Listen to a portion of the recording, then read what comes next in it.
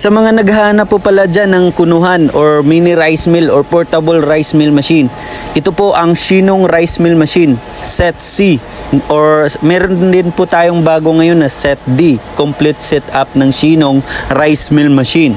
Kung kayo po ay naghahanap na pangnegosyo na kunuhan, ito po ay perfect po sa inyo. Again, sasabihin ko po dito na huwag nyo na po ibinta yung mga sako-sakong palay ninyo.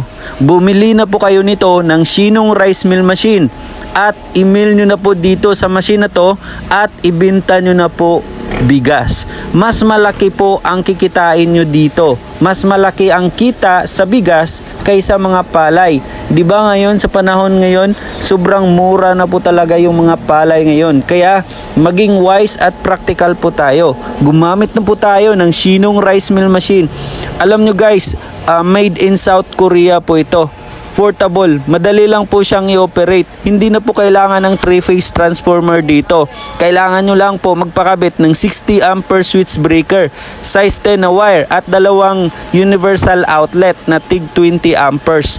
Madali lang siyang i-operate. 5 meters by 4 meters lang po ang space na makonsume ng complete setup ng Shinong Rice Mill Machine. Hindi din po ito magasto sa kuryente dahil nasa 3.4 kilowatts lang po lahat ang consumption per hour.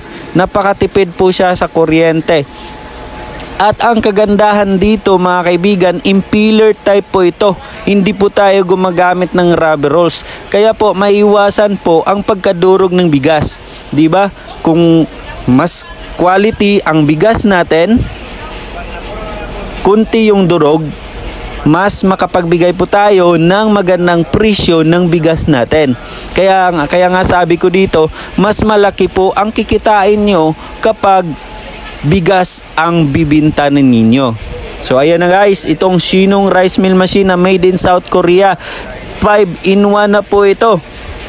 Meron itong built-in na distuner na kung saan kahit mga bato, maliit o malaki man, buhangin or white sand, ay kaya niyang i-separate dito. Ibig sabihin yung output ng bigas ay malinis na po. Ang kagandahan dito sa bagong setup natin sa Set D ay meron na pong kasamang rice sorter na kung saan siniseparate niya po yung mga broken rice at yung mga whole grains or whole rice or buo na bigas. Talagang perfect po talaga. Kung kayo po ay magninegosyo na ng bigas, ito po yung Shinong Rice Mill Machine na po ang gagamitin ninyo.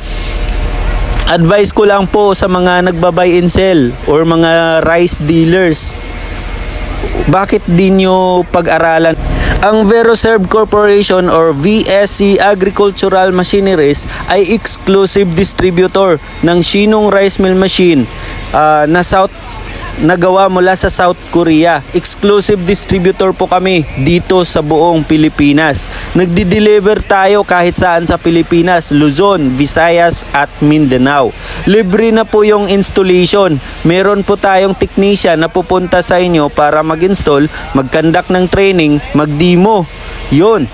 At meron nga lang charge sa door-to-door delivery. Mapaluzon man, Visayas at Mindanao, meron po charge sa door-to-door delivery. So ano pa po yung hinihintay nyo? Order na po kayo. Magpa-reserve na po kayo. Add friend nyo na po ako or follow or message me on Facebook.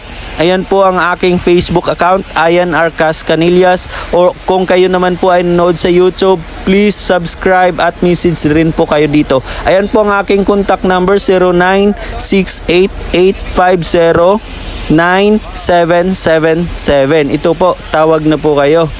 Yan, pinagkaguluhan po ang machine na to dahil kahit maliit lang po siya, hindi siya ganun kalakas, hindi siya ganun kabilis, pero doon naman po sa quality na output ng bigas ay napakaganda. Pwede na po pang negosyo. Walang talo dito. Yun nga lang, dapat willing po kayo mag-risk. Willing po kayong mag-sacrifice po. Dahil dito sa negosyong to, kailangan po willing po kayo mag-risk. Handa rin po kayo dahil maraming consumable spare parts dito. Meron nga lang mga expenses kapag mag-negosyo kayo nito. Pero ang kagandahan dito, kapag magninegosyo na kayo ng bigas, mas malaki po ang profit margin ninyo. Mas malaki ang kita kapag bigas na po. Bakit pa tayo angkat ng mga bigas sa ibang lugar? O di ba sa ibang bansa? Pwede naman tayo mag-produce ng good quality ng bigas gamit po ang made in Korea na 5-in-1 Shinong Rice Mill Machine. Ayan po, pa-reserve na po kayo. Tawag na po kayo sa amin. Maraming salamat po.